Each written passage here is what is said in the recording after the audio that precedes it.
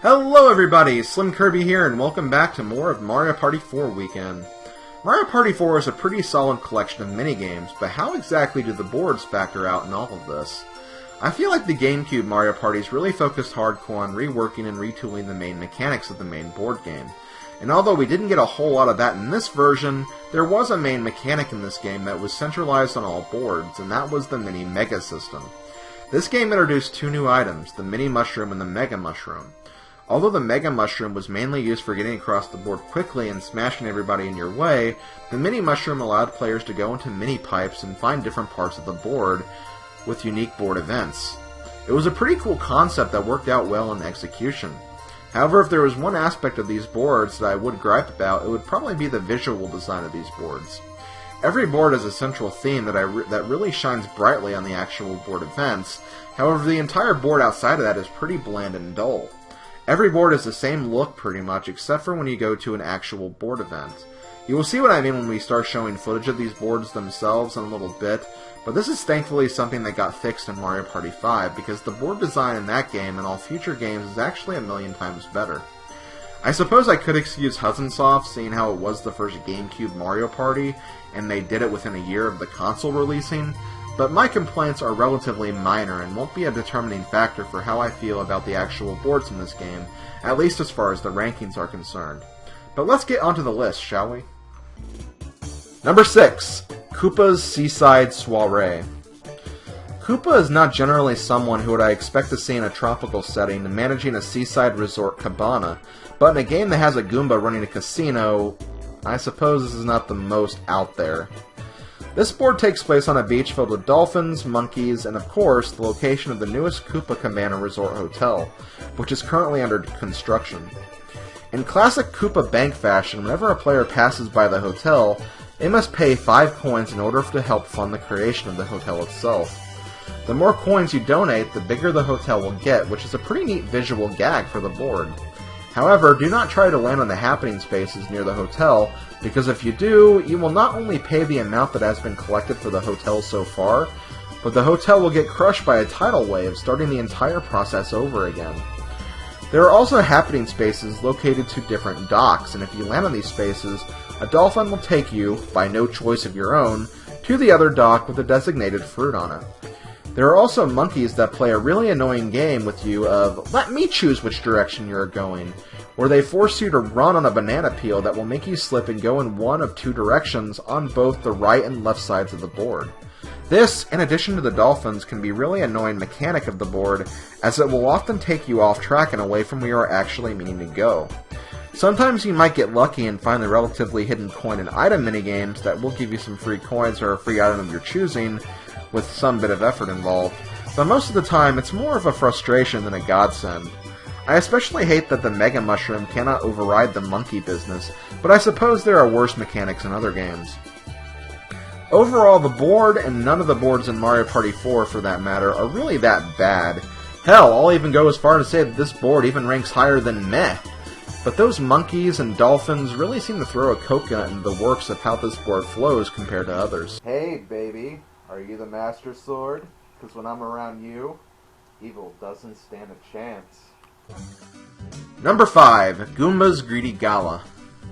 I hope you are a hoarder of coins and know how to use the magic lamp strategy, because those gameplay styles will probably be necessary if you want a guaranteed way to win this board on story mode. I can imagine this board turning off a lot of Mario Party enthusiasts, especially considering how controversial Game Guy was in Mario Party 3. But I will give this board some credit for actually being a bit creative with the casino motif as a board. As you might expect, this casino board does have quite a few luck-based events, and it all starts immediately with the giant roulette wheel at the start. In this little board minigame, you pay a certain amount of coins, you have a choice for how much you want to pay, and determine on what color the ball rolls into, you'll be forced to head in that direction, as the board is divided up into 4 different areas. The more coins you pay, the better the chance that you'll end up going en route to the star, which is why I suggested hoarding as many coins as possible in the first place. If you get lucky enough to land on a star icon, not only will you have the chance to go in whatever direction you want, but you can also win some coins back as well. Once you are in a specific area, there are a few ways to leave and get to other areas of the board, but the guaranteed way is to have a dice roll duel with Goomba on one of the few designated areas of the board. If Goomba rolls higher than you, he will send you back to start and allow you to try the roulette again. You can also use a mini mushroom to move to the top levels of the board if you are at the bottom areas, and if you land on a happening space in the top areas, you will get knocked to the other side on a giant table with coins while sliding on a casino chip. Overall, I think this would have been a much more solid board and probably higher on the list if the roulette would have been handled a bit differently. But in terms of boards that are divided up into multiple sections and areas, this board is miles better than Wario's Battle Canyon and Mystery Land. Number 4, Bowser's Gnarly Party. Wow, Bowser is quite literally 3 for 3 when it comes to his boards, getting 4th place in these rankings. I'm not even making it happen that way either, it's just the way these rankings have turned out. Anyway, for the finale of this game, once again Bowser brings us to his fiery furnace where the theme is lava, lava, lava, and even more lava. Across the board you will see a variety of stone bridges that are about to crumble. If 3 players walk across the bridge, it will break and a new bridge will form leading down to a different direction. This is usually not good for the 4th player unless the star is in that new direction, because usually that means they will be in a repetitious cycle for a few turns going down the same path over and over and over again. The happening spaces also leave you to a bit of frustration as landing on them will turn on the Bowser statue next to them and cause it to spew fire at you, burning all of the items you have with you at that moment. Also, every few turns Bowser will get the bright idea to turn every player mini, which will cause them to shrink in size and only move with one dice block that has 1 through 5 on it, for that turn. Bowser himself also decides to get his hands dirty in this one as he has his own moving space like the star space, and every time you pass Bowser, you will get a different event depending on your form. If you are normal, you will lose coins. If you are small, you will get sent to a new starting location, and if you are Mega, you will challenge Bowser to Bowser Wrestling or Panels of Doom, the latter being a luck-based minigame and the former being the short test of strength against the king himself. These little Bowser events are pretty solid and offer a unique flavor for this board, which is something I actually really like about it. Those stone bridges, though, they suck and I wish they weren't on this board. Number 3, Toad's Midway Madness. Of course, the little mushroom guy gets the amusement park. Those Mushroom Kingdom game developers, there's always such a bias there. Anyway, Toad's Midway Madness is generally assumed to be the standard introduction board, or rather the board that the game defaults to on the board selection screen, and the one that best shows off the main mechanics of the game. And for the most part, this board does do a really good job of showing off those basics. Item squares are very plentiful here, and common board events are spread out pretty evenly amongst the masses. Starting with the cons though, one thing that will become a major frustration on this board will be the teacup ride. Although I don't think it's as bad as the stone bridge in Bowser's Gnarly Party, considering how luck-based this board can be, it can be a problem if you continually get stuck and sent in the wrong direction when trying to get a move on in some cases, even if in the very first area. But unlike the stone bridge, it's not a first-come, first-served scenario completely, as the direction shifts every pass-by and every time a player lands on a happening space right next to it. The roller coaster can also be a bit annoying too, as landing on a happening space on the track will send the player and anyone else on the track to the end of the track depending on where the coaster starts off at. This can be a huge sending in the wrong direction, but in some cases it can also send you in the right direction too and give you a massive lead over the other players. So a very situational type event. It's also fun to actually ride the coaster and get a few coins in the process as well. So while there are some annoyances on this board, I feel like the annoyances in Bowser's Gnarly Party slightly trump them in being more annoying to deal with on the whole, which is why this board picked up a 3rd place position. In reality though, it was really difficult to choose between the two boards anyway. Hey baby, are you a heart piece? 'Cause you complete my heart container. Ah, Link's behind me, isn't he? Number 2, Boo's Haunted Bash. When playing on Boo's board, you know you are going to get a spooky horror motif, and the last time Mario Party did the horror theme, they did a pretty damn good job with it. However, while this board does clock in at number 2 on this list, I would still say that Horrorland is completely superior to this board in every way. As usual, it's not because the board is bad in any way, shape, or form, I just feel like it loses a bit of something, at least compared to Horrorland anyway. The main gimmicks of this board would have to be the ghost train and the red bridges. A red boo appears in the middle of the board, and whenever a player passes the area, they switch the red bridges on and off. These bridges lead to different parts of the board and are necessary if players want to go in other sections by walking. However, when the bridges are on, the ghost train on the top left will not function. You could almost think of the ghost train as a means for getting around when the bridges are down. However, because of this, there are some things you will miss if you take the ghost train, so keep that in mind. Also, whenever you come into contact with another player, they will come along with you, so make sure you aren't going anywhere important. It is also worth mentioning that there are only 2 happening spaces on the entire board, so there is a really big possibility that the happening star won't even be triggered in this game just by luck.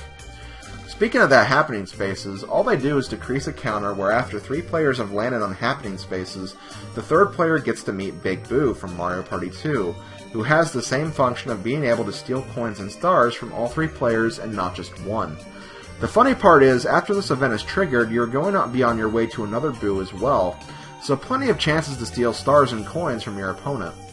Normally I would not be a fan of this, but considering how hard it is to land on the happening spaces, not to mention it's kind of tricky to end up in the area anyway, these aren't events that seem to happen very much, and for the most part this board is actually kind of chill, which I guess is kind of weird for a horror-themed board, but overall it leads to a very nice game of Mario Party. My only complaint is the board might be a bit too chill every now and then, so the excitement level may not be as high as in some other boards, which is kind of the reason why I didn't rank this board as number 1. Number 1, Shy Guy's Jungle Jam. In the jungle, the mighty jungle, a shy guy sleeps tonight? Okay then, welcome to Shy Guy's Jungle Jam, the jungle theme of this game. The Jungle Expedition theme has usually been pretty hit or miss in the Mario Party series. We've had some good ones like DK's Jungle Adventure in Mario Party 1, but then we had some bad ones like Mystery Land in Mario Party 2. However, Mario Party 4 brings us a grand slam in the form of Jungle Jam. The one thing I will say right off the bat is that I love the board layout of this map. It's big, there are plenty of paths and ways to get around the board, the item system is utilized very well here. Honestly, I feel like it's the best designed board as far as layout and board events are concerned. There are 2 main sections of the board that are divided across the middle. On each bridge to the other side, you will find a Shy Guy statue and a bunch of happening spaces. If you land on the spaces, you'll go up to the Shy Guy and give him either a happy wish or a sad wish. This is completely random what happens, but in some cases he will let you continue to the other side, while in other cases he will flood the river and force you and nobody else to go to the other side. While it can be annoying getting stuck on the wrong side, at least this only happens if you land in a happening space, and not every single time you pass by the section. Also, I feel like the happy wish and the sad wishes, although random, I do feel like the probability is still in crossing the bridge's favor, so if you want to pass, pick a happy wish, and pick sad if you want to screw people over, just in case. If you are stuck, and there are a few other ways to get across the board. For one, depending on which side he is on, you can use Klepto the Condor to fly to the other side, and who can also help you pick up some coins as well. You can also use the Shy Guy raft in the middle of the board to cross by paying a small fare. I also like how Boo is accessible only via mini mushroom transformation and going through one of the warp pipes. It rewards players for being prepared and stocking up on different items, while also making it kind of tricky to get to the guy in the first place. Overall, I was just really impressed with this board, and I thought it did a great job in laying everything out and being a fun board to play on, which is why it's my favorite board in Mario Party 4. Okay guys, that's going to do it for Mario Party 4. As usual, thanks for joining me this week, and I'll see you guys next time when I get to Mario Party 5. Just a reminder, if I am unable to make the deadline, I will upload my other projects instead. I got a lot of things going on lately, and I have a family vacation I am preparing for. I need to get other recordings done first, so it's going to be pretty hectic, but I'm going to do my best to get those videos ready for you. But until then, this has been SlimKirby. I'll see you guys next time. Later, folks.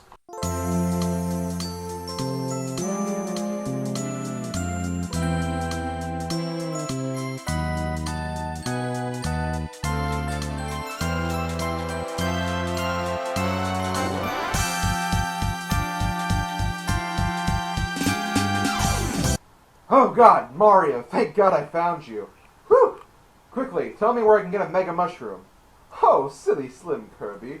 If you ate a mini mushroom, you would have turned back into normal by now.